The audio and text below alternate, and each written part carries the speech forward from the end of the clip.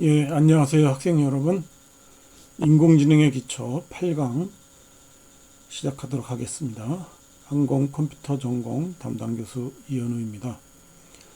지금 목이 좀 쉬었어요. 그래서 이게 좀 안 닿네요. 예, 그래서 여러분들 좀 미안합니다. 이게 안 좋은 목소리로 계속 강의를 하게 됐습니다. 그거 좀 양해해 주기 바래요. 자, 중간고사 잘들 봤습니까? 예, 오픈북이었기 때문에 문제를 내는데 좀 한계가 있었어요. 그래서 최대한 쉽게 내는 거고요. 그래서 그 문제 푸는데 뭐 하나도 어려움이 없었을 거라고 봅니다. 이게 오픈북이고 오픈북에서 할 때 내지 말았어야 되는 수준의 문제도 냈거든요. 예, 그래서 이게 시험 점수가 굉장히 잘 나와야 됩니다. 그리고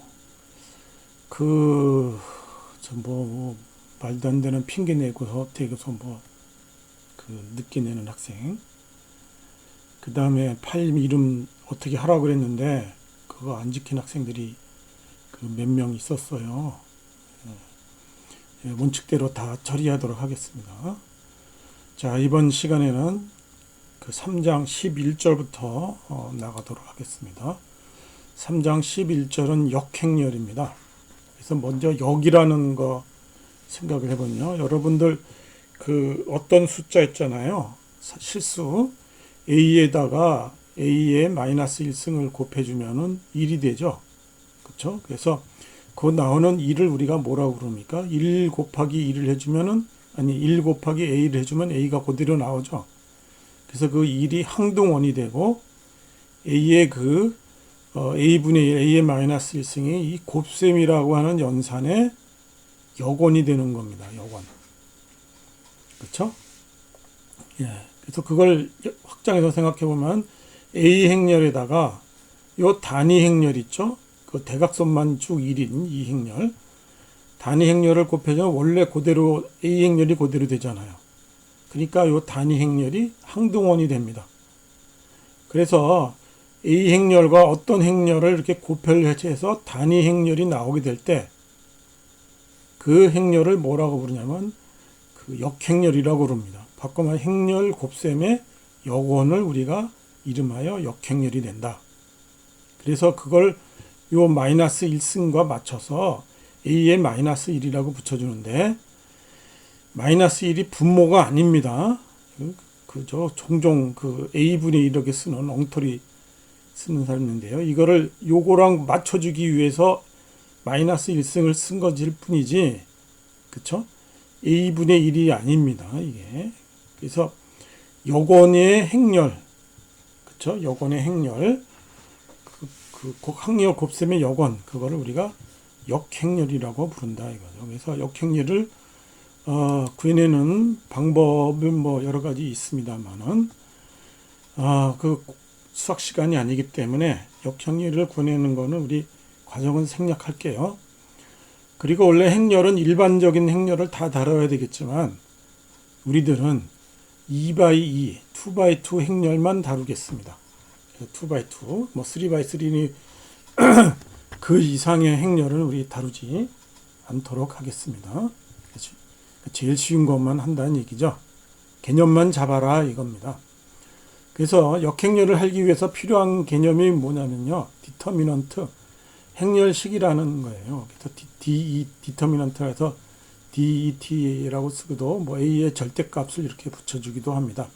그게 뭐냐면은 그 A의 행렬이 A, B, C, D 이렇게 A 행렬이 되어 있다. 근데 주의사항은 정방 행렬이에요. 2x2, 뭐 3x3 이것만 행렬식이 정의가 됩니다. 그래서 A 행렬의 디터미넌트는 이렇게 대각선이죠. A 곱하기 D 빼기 이쪽 대각선을 B 곱하기 10이나. 그렇죠? 요렇게 곱하고 그리고 요렇게 곱하고 그리고 이렇게 곱하면 BC는 뺄셈이 된다. 이렇게 된 거죠. 자, 직접 예제를 보겠습니다. A 행렬이 2, 4, 4, 8이더라. 그러면 이렇게 공부하는 게 2, 8이 16이죠. 그리고 이렇게 곱하는 게 뭐야? 4, 4, 16이죠. 그래서 16 빼기 16이 되니까 0이 됩니다. 이 행렬은 디터미넌트가 0이 돼요. 비행렬을 보겠습니다. 마이너스 4 곱하기 6, 마이너스 24죠. 그 다음에 이렇게 곱하는 게 뭐야? 3, 8이 24죠. 거기서 빼주는 거니까, 그래서 마이너스 24 빼기 마이너스 24이기 때문에 0이 됩니다. 그렇죠? 이렇게 계산해 주는 겁니다. 자, 이제 행렬식을 공부했어요. 그래서 A, B, C, D 행렬이 있다. 그럼 이 분모가 뭡니까? 행렬식이죠. 행렬식. 행렬식이 있고, 그 다음에 요렇게 바꿔줍니다. 그쵸? A하고 D의 위치를 갚아주고, C, D는 부호가 마이너스 1이 된다. 이겁니다. 이걸 증명하지는 않겠어요. 이 공식을 유도하지는 않겠어요. 그래서 이게 역행렬이 존재하려면 이게 분모니까 그 디터미넌트 A 행렬식이 행렬 A의 디터미넌트가 0이 아니어야 되죠. 당연히. 그래서 AD-BC가 0이 아니어야 된다는 전제 조건이 하나 붙습니다. 자, 요거의 역행렬을 구해보겠습니다. 그러면 먼저 행렬식을 계산해 봐야죠. 그래서 이렇게 보면 3, 5, 15고 이렇게 하면 2, 7이 14죠. 그래서 분모가 15 빼기 14니까 1이죠. 그래서 분모가 여기 1이 되고요. 그 다음에 여기 위치를 바꾼다 그랬습니다. 3하고 5를 바꾸죠. 3하고 5를 바꾸고 나머지 둘은 마이너스를 붙여줍니다. 예. 그쵸? 그래서 이렇게 나와요.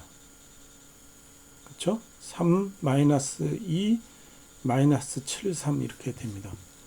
그럼 우리가 이게 A 행렬과 A의 역행렬을 곱해서 단위 행렬이 나오는지 확인을 해봐야 되죠. 예, 그래서 지금 여기서는 지금 나와 있질 않는데요. 요거하고 행렬을 한번 곱해보겠습니다. 3, 2죠. 그 다음에 요렇게 내적을 곱해줘. 그래서 3, 5, 15, 그쵸? 2, 7이 14 이렇게 됩니다. 빼기. 그래서 1이 됩니다. 그 두 번째를 보겠습니다. 7, 5죠. 그 다음에 5, 7입니다. 그래서 5, 7이 35 빼기 35가 되죠. 0이 되죠. 그래서 1, 0이 됐습니다. 그래서 요렇게 곱하기 해서 요렇게 그러면 마이너스 2, 3 그 다음에 더하기 2, 3이죠. 그래서 6 빼기 6이 되니까 0이 됩니다. 그 다음에 요렇게 곱해줘요. 그래서 마이너스 2 곱하기 7 하니까 마이너스 14죠. 그래서 3, 5, 15 하면은 15죠. 그래서 마이너스 14 더하기 15니까 1이죠. 그래서 그 대각선만 1이 되고 나머지는 0이 됩니다. 그 단위 행렬이 되는 것을 알 수가 있습니다. 예, 여기다 확인을 안 했지만 여러분들이 한번 그 계산을 한번 해보면은 알아낼 수 있어요. 그래서 3x3이니 뭐 이런 것도 우리 하지 않겠습니다. 자, 역행렬의 응용을 한번 보죠. 연습 문제를 보는데 요 방정식을 연립 방정식을 역행렬을 이용해서 풀어봐라 이겁니다. 이건 사실 풀어서 쓰면은요, 요런 2원 1차 연립 방정식이고 요건 여러분들 못하는 사람이 없죠. 그쵸? 못하지 않겠습니다. 그래서 이게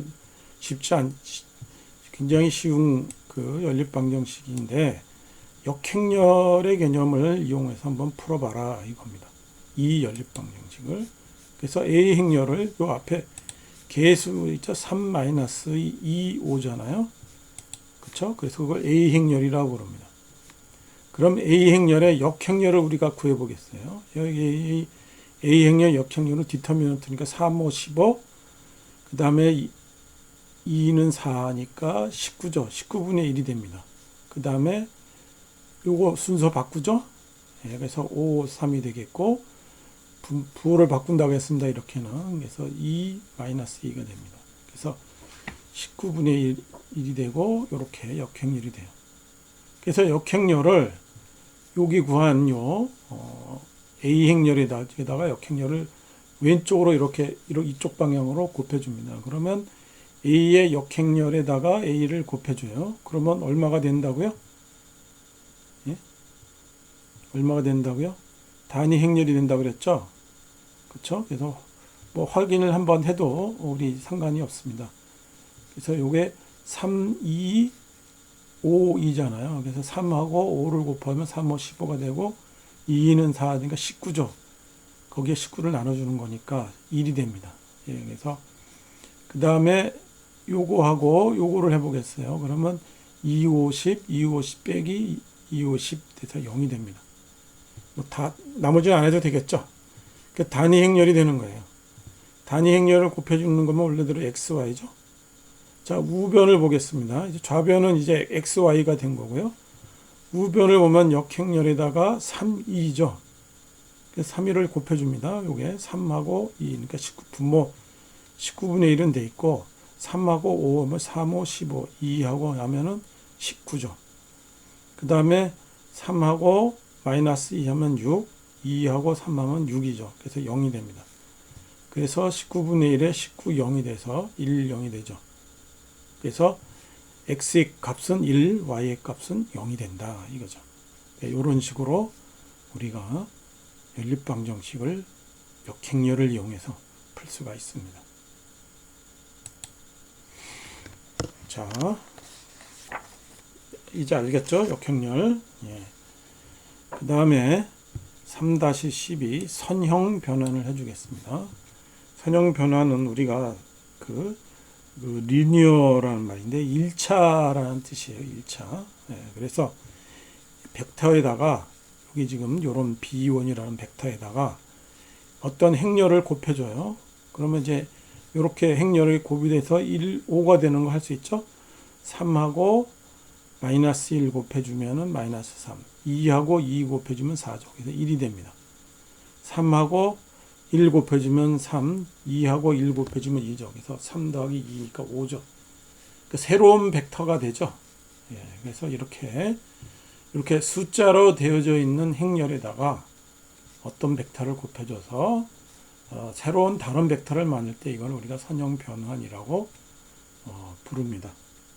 선형 변환의 정의를 알겠죠? 그 다음에 표준 기저라는 말을 배워야 돼요. 이게 스탠다드 베이시스라는 건데요. 이게 독립적인 벡터라는 겁니다. 독립적이라는 말은 뭐냐면 어떤 하나를 가지고 다른 하나를 만들어낼 수가 없어요. 여기 뭐냐면 그 표준 기저라고 되어 있는 게 이게 1, 0하고 0, 1이죠. 그래서 1, 0에다가 어떤 수를 곱해줘도 0, 1을 만들어낼 수가 없죠. 그렇죠? 이것이 완전히 독립적인 겁니다. 그래서 이거를 우리가 그 좌표계라고 보죠. 그래서 2차원이기 때문에 표준 기저의 숫자도 2개가 나와야 되겠죠. 그렇죠? 요게 x 방향의 단위 벡터, y 방향의 단위 벡터가 되는 겁니다. 그래서 요 B1을 표준 기저로 곱해줘요. 그러면은 그 1, 0에다가 3을 곱해줘야 해서 요 3이 되죠. 그 다음에 0, 1에다가 2를 곱해줘야 이렇게 되죠. 3, 2x 더하기 2, 2y 이렇게 우리가 쓸 수가 있습니다. 그래서 이렇게 표준 기저로 이렇게 표현이 될 수 있어요. 자, 근데 표준 기저가 아니라 그냥 기저가 또 가능합니다. 그래서 방금 말했듯이 독립적이기만 하면 되죠. 그래서 이 원에다가 어떠한 숫자를 곱해줘도 요 이 2를 만들어낼 수가 없어요. 이게 증명하지는 않겠습니다만 여러분 봐도 알겠죠? 하나가 마이너스 1은 1이잖아요. 그러니까 양수를 곱해주면은 그 양 이렇게 되죠. 음을 곱해주면 양, 임이 되는데 얘는 둘 다 부호가 언제나 똑같아야 되죠. 어떤 수를 곱해줘도. 그렇죠? 자, 그래서 이 A 벡터에다가 B1 벡터를 우리가 곱해줘서 선형 변환을 해줍니다. 그럼 B1 벡터가 이렇게 쓸 수 있었잖아요.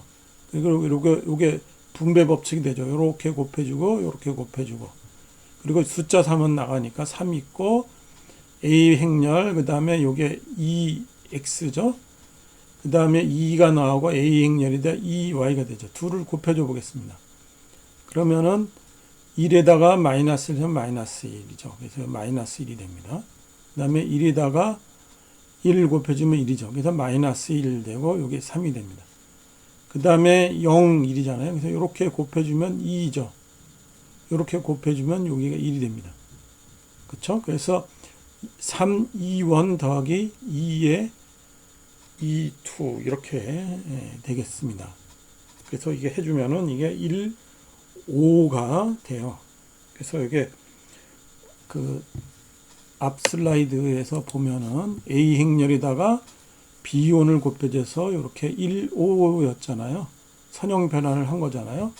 그렇죠? 그러면은 각각의 표준 기절을 이렇게 표준 그 선형 변환을 해서 만들어내는 새로운 기저들로 표현이 되겠죠. 이렇게 3, 2, 1 더하기 2, 2, 2 그래서 1, 5가 이렇게 나옵니다. 그래서 이게 바로 새로운 선형 변환이 된 벡터가 되겠습니다. 자, 그러면은 이제 숫자 계산은 우리가 이제 할 줄 알죠? 기하학적으로 보겠습니다. 요게 B1 벡터인데 여기서부터 여기까지가 2x잖아요. 그게 3개가 있잖아. 둘, 3개가 있죠. 그 다음에 여기서 또 여기 하나가 2x잖아요. 2y잖아요. 그게 2개가 있죠. 그래서 이 둘에 2y가 이렇게 됩니다. 그래서 요 벡터하고 요 벡터 둘을 더해서 만들어낸 게 B1 벡터다 이 말이죠. 자, B1 벡터에다가 우리가 A 선형 변환을 해줬어요. 그러면 5, 1이라는 걸 아니 그 1, 5라는 걸 할 수 있었죠? 우리 앞 슬라이드에서 그쵸? 1, 5였잖아요. 그러니까 요게 1, 그 다음에 요게 5죠. 그래서 요렇게 만들어냅니다. 그쵸? 예. 근데 여러분들 여기 2x를 우리가 선형 변환을 한 게 뭐예요? 2였잖아요. 2. 그 다음에 그 2y를 선형 변환한 게 요 그 2였죠. 그쵸? 예. 그래서 그 3의 2에다가 2의 2를 해준 거를 더해주면 요게 똑같이 나온 겁니다. 그쵸? 기하학적인 의미를 그래서 각각의 스칼라 정수배 스칼라 배를 해서 이렇게 만들어낸 겁니다. 그래서 이게 그 단위 벡터 2x는 2원 방향으로 간 거죠. 그 다음에 2y, 요 단위 벡터 2y는 2 방향으로 이동이 된 겁니다. 그래서 선형 변환을 해주면은 이게 방향이 어떻게 돼요? 이동되고 크기도 바뀌었죠. 그쵸? 크기도 바뀌었고 그 방향도 이동이 되는 겁니다. 그래서 회전하고 확대 축소가 이렇게 선형 변환에서는 포함이 되어져 있는 겁니다. 그래서 이렇게 벡터 공간상에서 벡터를 변환하는 걸 우리가 1차 변환 혹은 선형 변환 이렇게 우리가 부른다. 이렇게 보는 겁니다. 그래서 벡터를 회전, 확대 또는 축소가 시킨 효과 그것을 우리가 선형 변환, 1차 변환이 됩니다. 그래서 표준 기저 2x, 2y가 새로운 다른 기저로 이렇게 바뀌게 되는 것을 볼 수 있습니다. 자, 그래서 이것들은 인공지능에서는 어떻게 활용되나 걸 보겠습니다. 인공지능에서 활용되는 알고리즘 신경망이라는 게 있죠. 그래서 이 그림 우리 인공지능 하면서 이 그림 봤죠. 그래서 x1, x2 요게 입력이죠. 그리고 y가 출력이잖아요.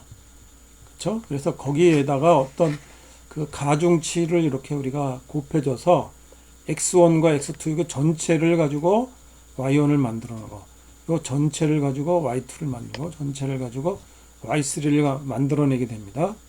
그래서 여기다가 이렇게 가중치를 곱해줘서 y를 만들어냅니다.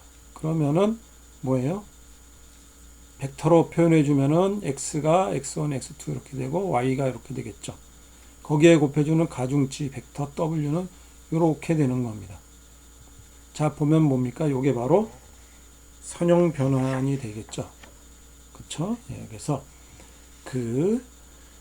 신경망에서 발생되는 이런 계산 과정이 바로 선형 변환이다. 이렇게 됩니다. 그리고 나중에 공부하겠지만 바이어스라는 항이 여기 추가됩니다. 그래서 y는 wx 플러스 바이어스 B 벡터가 하나 이렇게 추가가 되는데, 예, 그거는 우리 생략했습니다. 여기서는요.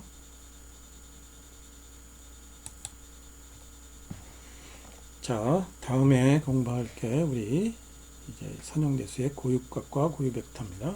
그래서 요 A 행렬은 다시 말하지만 정방 행렬이고, 요 E라고 쓴 거는 단위 벡터입니다. 그래서 X라고 하는 이 우리 열 벡터에다가 A를 곱해서 선형 변환을 해줬어요.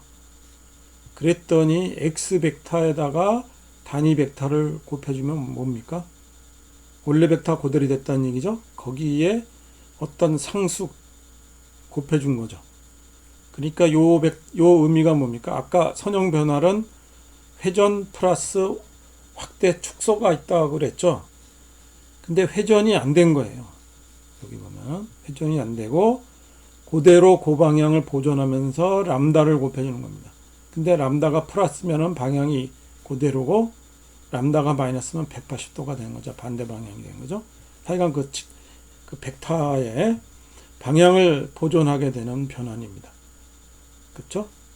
그때의 그 람다를 우리가 뭐라고 하냐면 고유값이라고 그러고, 그때의 A라는 선형 변환을 했을 때 회전이 안 일어나는 그 벡터, 특별한 벡터입니다. 아무 벡터나 다 이런 현상이 발생하는 게 아니에요.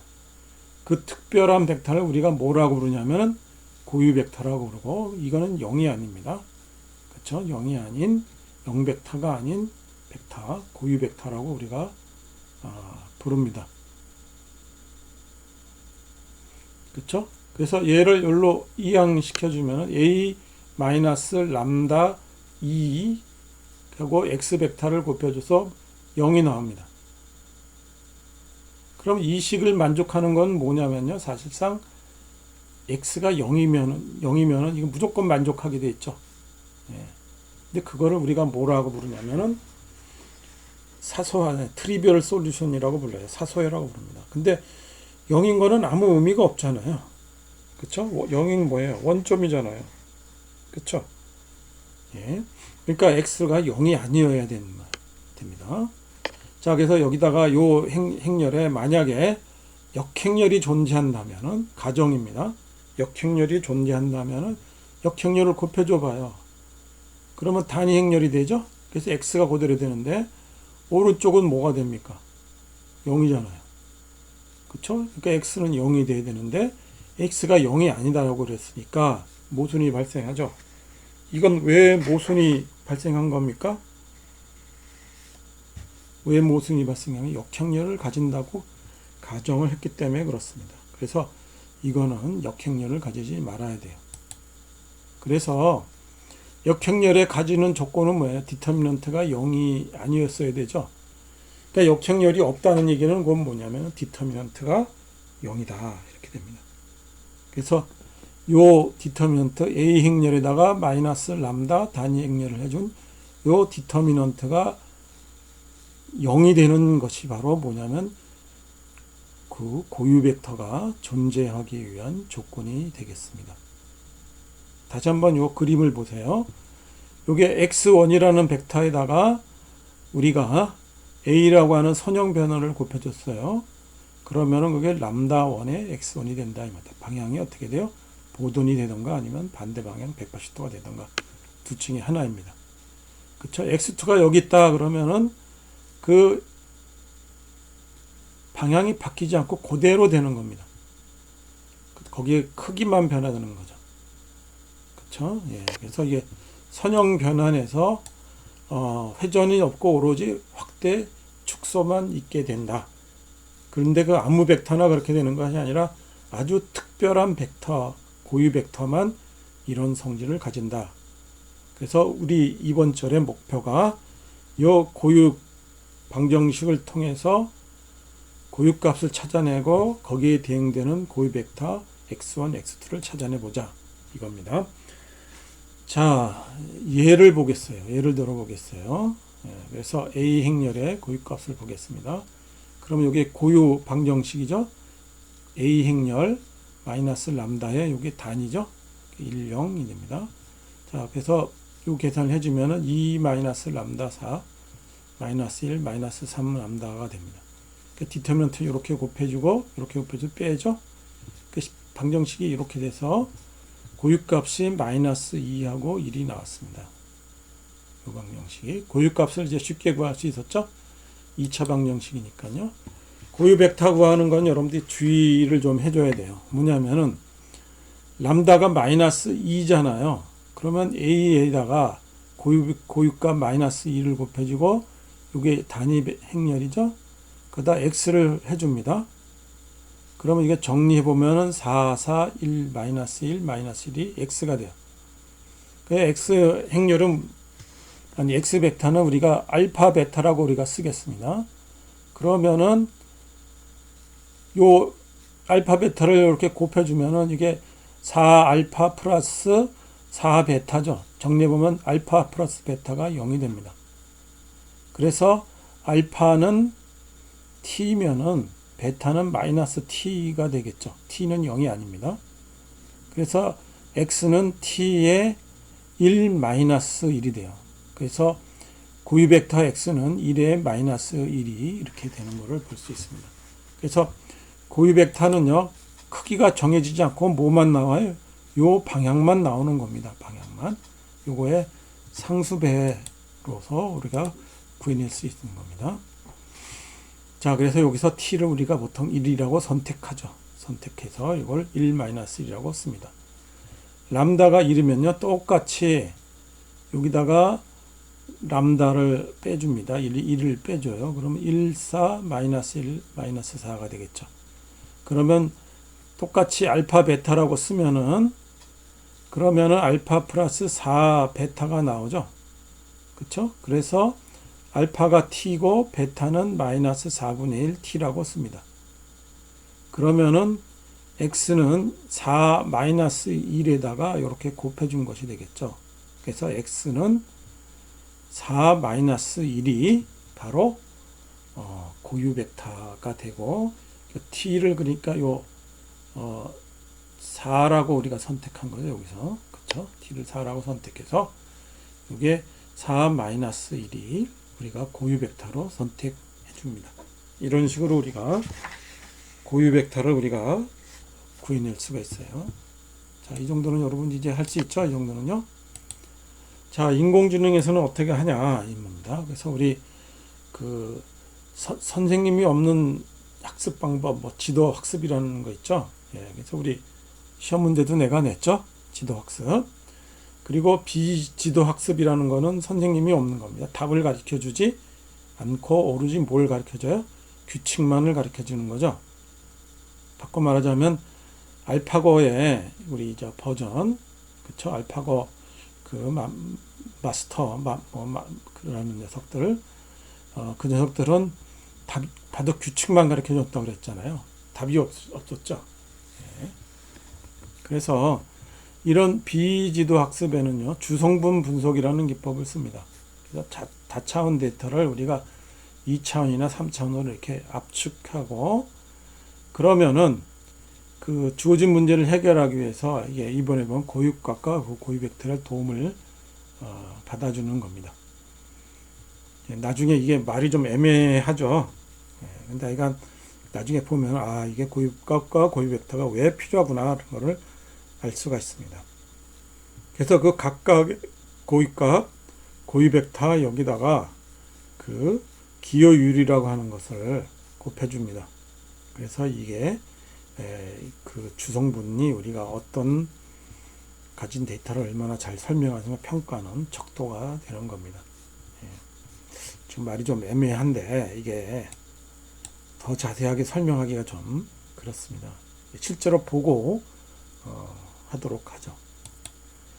자, 울프라 알파 우리 공부해 보자고 그랬죠. 그 사이트에서 매트릭스에 곱을 해주는 거죠. 그래서 매트릭스를 이렇게 물결 가로로 이렇게 쓰죠. 물결 가로로 쓰고 2x2 매트릭스로 쓰는 겁니다. 그래서 그리고 가운데다가 점을 찍어주면은 두 행렬의 곱이 됩니다. 그리고 DET라고 쓰면 되고, 그리고 행렬을 쓰면 되죠. 물결 가로. 그래서 쓰면 되고요. 역행렬을 구해내는 거 있죠. 역행렬을 구해내는 거는 인버스를 씁니다. 요거 일일이 다 여기 띄워두지는 않겠는데요. 인버스를 쓰고 행렬을 쓰면 됩니다. 그러면은 울프런 앞에서 역행렬을 가르쳐줘요. 그 다음에 아이겐 밸류 있죠. 2, 4, 마이너스 1, 마이너스 3이다. 이렇게 쓰면은 아이겐 밸류를 마이너스 2, 1 곱해주고, 그 다음에 뭡니까? 그 아이겐 벡터도 이렇게 구해주죠. 아까 우리가 구한 거랑 똑같죠? 예. 자, 이렇게, 여러분들이 만약에 이제 문제가 나왔다. 그러면은 요 울프런 알파를 사용해서 여러분들이 손으로 계산해낸 녀석과 맞느냐를 우리가 검산해 볼 수도 있죠. 혹은 계산하기 귀찮으면 이걸 그냥 써도 되죠. 자, 이렇게 해서 우리가 3장을 마치도록 하겠습니다. 시간이 남은 관계로 4장 확률과 통계로 계속 이어서 진행하도록 하겠습니다. 그 확률과 통계는 여러분들 고등학교 시간에 확률과 통계라는 그 과목을 공부했으면은 이해가 아주 쉬운데요. 그 과목보다도 사실 더 쉽게 아주 생기초만 요 한 챕터로 몰아서 하도록 하겠습니다. 그래서 우리 확률은 주사위 던지기, 동전 던지기 이런 거, 그쵸? 그런 거에 익숙하고, 그 다음에 평균가 계산할 줄은 다 알죠? 그쵸? 그래서 그런 것들을 확률이 뭔지 알고 평균가 계산을 알고 넘어서 분산, 정기분포 이런 것들을 좀 대충 공부하도록 하겠습니다. 자, 먼저 확률을 공부하도록 하겠습니다. 그래서 어떤 사건이 있어야 돼요. 그래서 어떤 사건에 발생할 수 있는 모든 경우의 수, 가지수가 분모가 되고, 그 다음에 어떤 사건이 발생할 수 있는 우리가 원하는 거죠. 우리가 원하는 사건의 가지수, 이렇게 우리가 됩니다. 그래서 예를 들어서 주사위 던지는 거는 모든 경우의 수는 6가지가 있죠. 그리고 1이 나올 경우의 수는 뭡니까? 하나밖에 없죠. 그러니까 확률이 어떻게 돼요? 6분의 1입니다. 그렇죠? 여러분들이 만약에 주사위를 던져서 짝수가 나오는 가지수가 뭐냐? 그러면 2, 4, 6이니까 3이죠. 그 전체는 모든 경우는 6이고 짝수는 3이니까 2분의 1이 됩니다. 확률이. 이것은 뭡니까? 우리가 이렇게 되는 거는 실제 이론적인 확률이라고 볼 수 있습니다. 그렇죠? 실제로는 주사위를 1을 나올 때 진짜 6분의 1이 되느냐? 그렇죠? 그런 경우에 뭐냐? 그러니까 주사위를 던지는 횟수를 무한히 많이 해서 1이 나온 횟수를 세보는 겁니다. 그래서 그게 6분의 1에 수렴한다. 이렇게 우리가 믿고 있습니다. 이거 증명이 안 되는 공리죠. 예. 자, 또 다른 경우를 보겠습니다. 주사위 3개를 던져서 합이 6이 되는 경우를 보겠습니다. 총 경우에서는 주사위를 3개 던지는 거니까 6 곱하기 6 곱하기 6이 되니까 216이 되죠. 합이 6이 되는 경우 수는 모두 몇 개가 되느냐? 책에 우리 여러분들 나와 있는데요. 내가 그린 걸 보지는 않겠습니다. 첫 번째가 1이고 두 번째가 1이면은 세 번째는 4가 돼야 되겠죠. 첫 번째는 1이고 두 번째가 2가 되면은 세 번째는 반드시 3이 돼야 되겠죠. 그 다음에 1이 되고 3이 되면은 뒤는 2가 돼야 됩니다. 4가 되면은 1이 돼야 되겠죠. 그쵸? 처음에 그래서 처음 던지는 주사위가 1인 경우에는 이렇게 6이 되는 경우 4가지 경우밖에 없어요. 처음에 2가 되잖아요. 그러면 6이 되는 경우에는 처음에 1, 3 혹은 2, 2, 3, 1 요 3가지밖에 없습니다. 두 번째가 3이 되는 경우 있죠. 두 번째가 3이 되는 경우에는 1, 2 혹은 2, 1 요거밖에 없어요. 첫 번째가 4가 되는 경우 1, 1이 나와야 6이 됩니다. 5가 되면 어떻게 돼요? 6이 나올 수가 없죠. 그래서 요거 세보면은 10가지 경우가 있습니다. 그래서 216이 전체 경우 수고 우리가 원하는 사건의 경우 수는 10이 되죠. 그래서 108분의 5가 우리가 원하는 확률이 됩니다. 그렇죠? 자, 이렇게 해서 제일 쉬운 거는 일일이 세야 되는데 지금 이 경우에는 우리가 일일이 셀 수 있었어요. 근데 일일이 셀 수 없는 경우가 있습니다. 자, 그런 경우 우리가 조합 콤비네이션이라고 하는 거를 써야 돼요. 그래서 이게 뭐냐면은 서로 다른 n개가 있다. 그러면 그 중에 중복이 없이 k를 골라내는 경우수는 어떻게 되겠느냐 이 말이에요. 중복이 없다는 걸 주의해야 됩니다. 그러면은 n 콤비네이션 k라고 씁니다. 그래서 공식이 요게 n 팩토리얼 분의 k 팩토리얼의 n-k 팩토리얼. 요게 분모예요. 요게 분모가 됩니다. 그쵸? 예. 그래서 이게 트럼프 카드 있잖아요. 이게 어떤 한 무늬는 모두 13장이 있거든요. 그쵸? 그래서 그 5장의 카드를 동시에 뽑았을 때 5장 모두가 하트인 경우가 몇 가지 경우가 있을 수가 있느냐 이겁니다. 그쵸? 예, 그게 뭐냐면 하트는 13장이 있으니까 13장에서 전체의 경우가 13장이잖아요. 13장에서 5개를 뽑아내는 겁니다. 중복이 없이. 그쵸? 그러면 이게 경우수예요. 그러면 아까도 봤듯이 13 팩토리얼이 되고, 그쵸? 분모는 5 팩토리얼, 그 다음에 13 마이너스 5니까 8이죠. 8 팩토리얼 이렇게 됩니다. 이렇게 계산해보면 1289 경우의 수가 있다 이겁니다. 그렇죠? 이렇게 우리가 1289는 우리가 모두 다 세볼 수가 없죠. 그래서 이거는 콤비네이션 조합을 통해서 하도록 합니다. 증명하지는 않겠습니다. 이거는 여러분들 그리고 더 잘 알고 싶은 학생들은 뭐 고등학교 때 확률 통계하는 학생들은 한번 보기 바랍니다. 자, 그리고 확률의 여사건이라는 걸 보겠습니다.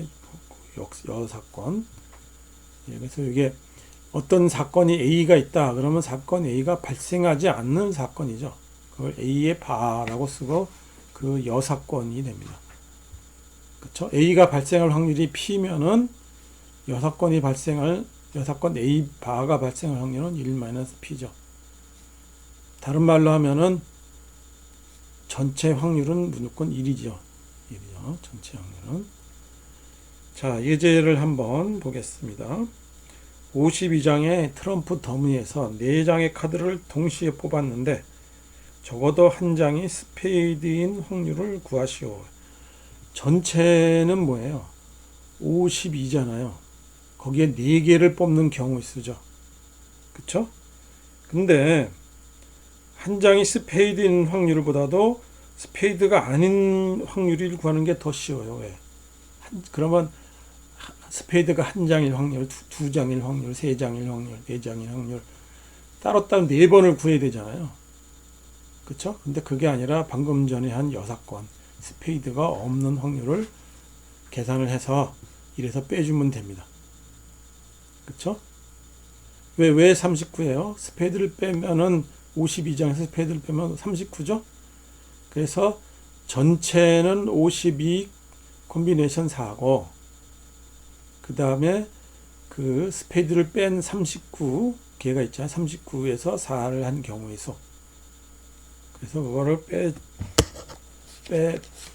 빼줬더니 계산을 해보면은 이게 약 69.6%가 나옵니다. 그렇죠? 거의 70% 정도 4장을 뽑으면 반드시 한 장은 스페이드가 들어갈 확률이다. 70%가 있다 이 말이죠. 자, 그래서 사건 A하고 사건 B가 독립 사건이 그냥 사건입니다. 독립 사건이 아니고.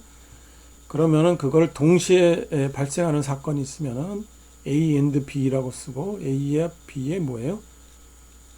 교집합이죠. 교집합.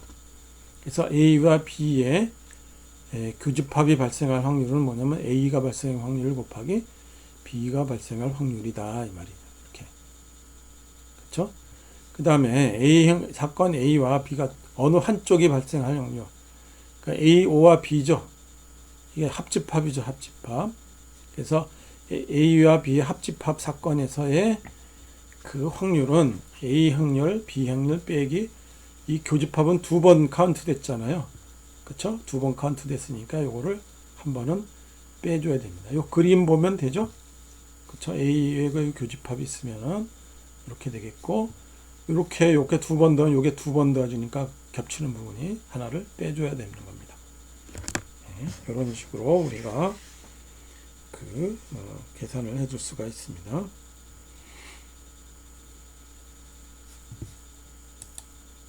자, 52장의 트럼프에서 5장을 뽑았어요. 그게 뭔지 우리가 체크를 해 놓습니다.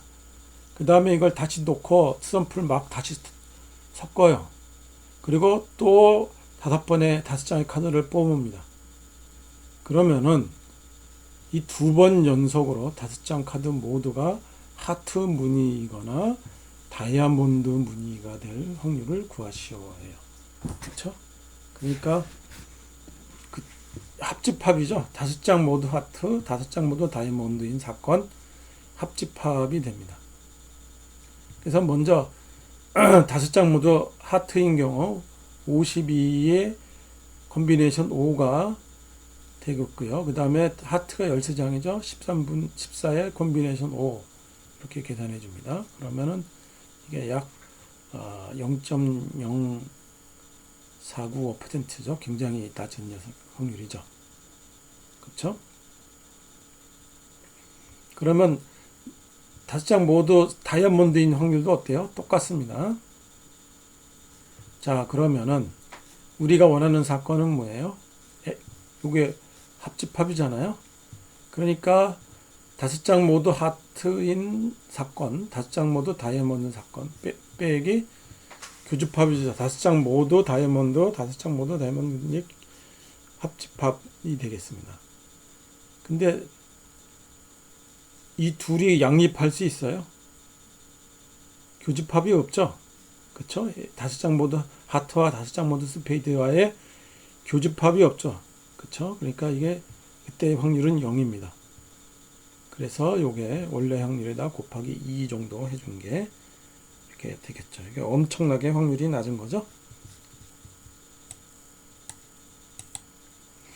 그 다음에 똑같은 사건이 완전히 이제 독립된 사건이잖아요. 이 경우에는 모두 5장이 하트거나 다이아몬드인 사건은 모두 이게 독립 사건이죠.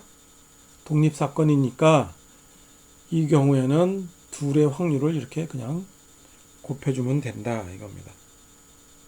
이 조건은 뭐예요? 5장 모두 하트거나 그 다음에 했더니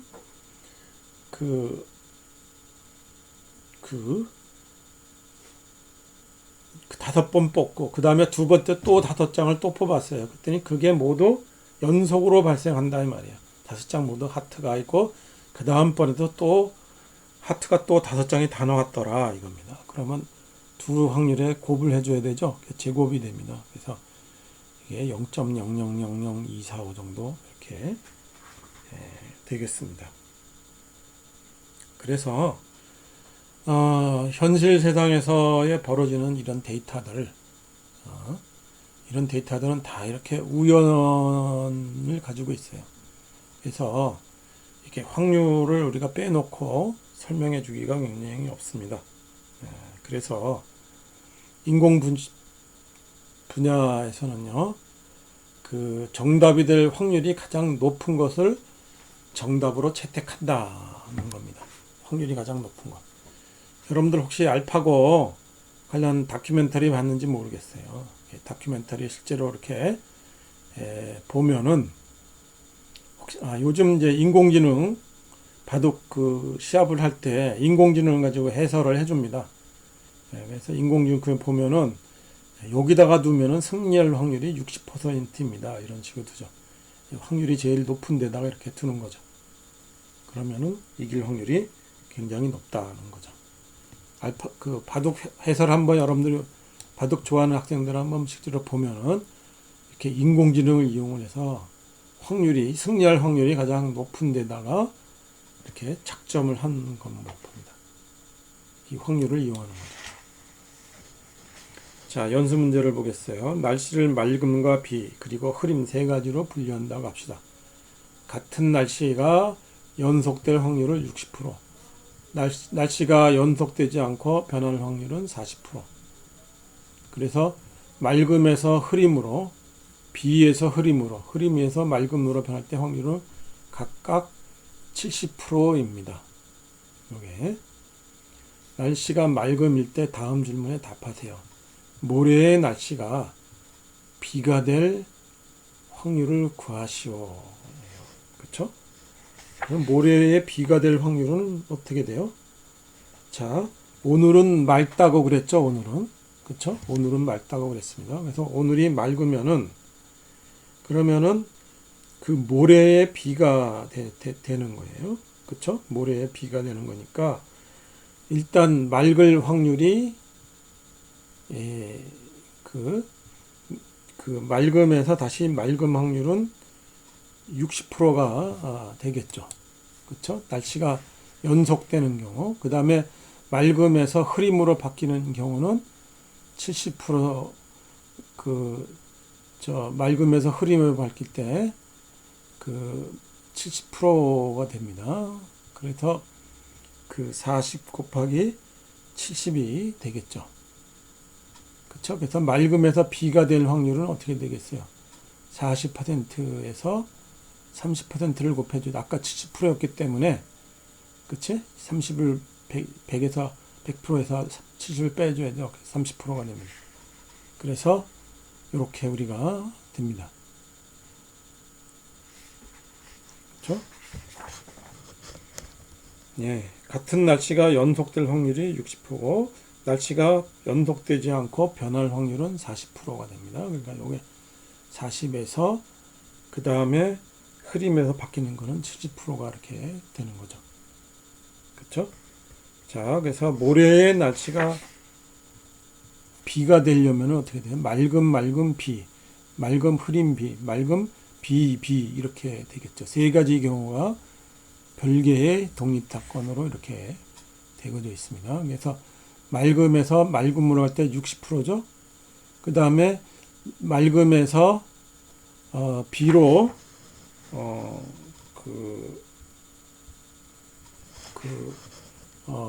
바뀔 확률이 여기 보면 12%였죠. 그래서 맑음 비가 되는 거는 뭐냐면 요게 됩니다. 60% 곱하기 12%죠. 그 다음에 맑음 흐림에서 비가 되는 경우 요게는 28%고 흐림에서 비가 되는 경우가 흐림에서 비가 되는 경우가 아까 봤지만 12%였죠. 12%가 되겠고 그 다음에 여기 40에서 30%를 곱해줘야 되잖아요. 그 다음에 12에서 B에서 맑음에서 B가 되고 그게 12%잖아요. B가 그대로 연속되는 건 60%죠. 이렇게 해야 됩니다. 그러면 그 세 개를 다 곱해서 더해주면은 이게 17.67이 됩니다. 17.76%가 됩니다. 그러니까 오늘이 맑았는데 이 조건 하에서는 17.76%가 비가 될 확률이 됩니다. 조깅을 즐기는 최수정 씨는 맑은 확률에는 80% 확률로 흐린 날에는 40%의 확률로 조깅을 합니다. 비면은 조깅을 하지 않습니다. 최수정 씨가 오늘 내일 이틀 연속으로 조깅할 확률을 구하시오. 그쵸? 자, 오늘 내일 2번 연속한다는 거는 뭡니까? 맑음이던가 맑음 흐림이던가 흐림 흐름이던가 흐림 맑음이던가 이 네 가지 이 경우가 있겠죠. 그쵸? 예, 그래서 그 네 가지 경우를 한번 보겠습니다. 맑음 그쵸? 예, 맑음에서 맑음 되는 거 이게 뭡니까? 60%죠. 거기에 조깅할 확률은 뭐야? 80%죠. 그쵸? 그 다음에 맑음에서 흐림 두 확률이 28%죠. 그래서 맑은 날에는 80% 확률이고 흐린 날에는 40% 확률을 이렇게 또 따로따로 곱해줘야 됩니다. 이해가 되죠? 그리고 B인 경우에 확률이 0이니까 계산할 필요가 없죠. 그 다음에 흐림이 되겠습니다. 그렇죠? 흐림인 경우에는 60%죠. 그렇죠? 그리고 거기에 조깅할 확률은 40%입니다. 그걸 곱해주는 거죠. 이렇게 곱해주는 겁니다. 그러면 47.36% 정도 연달아 됩니다. 그렇죠? 할 수 있겠죠? 이렇게 연달아 계산해 주는 겁니다. 시간이 좀 많이 갔는데요. 확률 분포하고 확률 던져 확률 분포는 지금 이게 50분이 넘었네요. 그래서 가급적이면 50분을 넘지 않도록 했기 때문에 이거는 다음 시간으로 우리가 미루도록 하겠습니다. 여기 교환에는 들어가 있지만 다음 시간에 우리가 미루도록 하겠습니다. 여러분들 양해해 주기 바랍니다. 슬라이드는 몇 장 안 되지만 이것도 한 10분 가까이 잡아먹을 거예요. 자, 다음 시간에는 교재 4장 계속 이어서 할 겁니다. 그 다음에 그 행렬 요거 주줬죠? 2112입니다. 그래서 고유값하고 고유 벡터를 여러분들이 이제 리포트 용지에다가 손으로 작성한 다음에 이걸 스캔해서 이클래스로 제출하기 바랍니다. 답을 맞춰보려면 어떻게 해야 돼요? 답을 맞춰보려면 어떻게 됩니까? 여러분들 저 울프런 알파로 해서 이렇게 보면 답이 뭔지는 알 수 있죠? 그렇죠? 나머지는 여러분들이 이게 계산 과정을 손으로 써서 빈 곳을 채우기 바랍니다. 수학 강의를 이런 식으로 하는 거는 확실히 좀 문제가 있고 한계가 있습니다. 빈 부분들은 여러분들이 잘 채워주기 바라겠습니다. 자, 오늘 여기까지 할게요. 안녕.